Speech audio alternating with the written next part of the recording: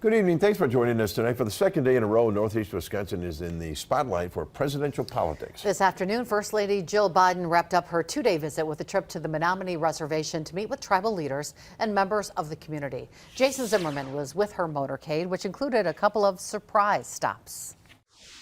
This visit was the First Lady's second to Wisconsin since August, and it's not likely to be her last. After spending time in the Green Bay area last night, attending a Packers watch party hosted by the American Cancer Society, it was off to the Menominee Reservation to stress the president's partnership with tribes all across the country. Joe and I stand with you and all of Indian country as we build a brighter future together. Well, speaking as a participant in the Women's Empowerment Summit hosted by the College of Menominee Nation, Jill Biden touted her husband's initiatives, which she says continue to benefit the well-being of tribal members. He's begun an unprecedented collaboration with tribal nations to manage the lands, waters, and natural wonders that are so important to you, because you know best what you need.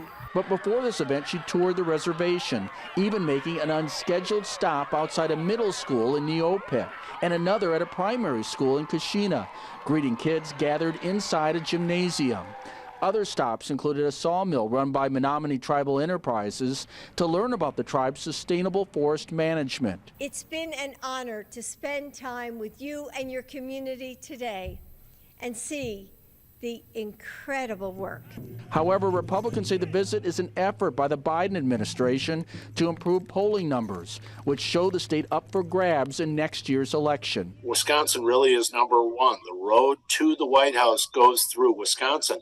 And that's not good for the president right now, because his numbers are upside down in Wisconsin. Almost every major policy issue. Vice President Kamala Harris is also expected to visit Wisconsin, saying she plans to reschedule a trip to Madison she was forced to postpone. Reporting in Kashina, Jason Zimmerman, Action 2 News.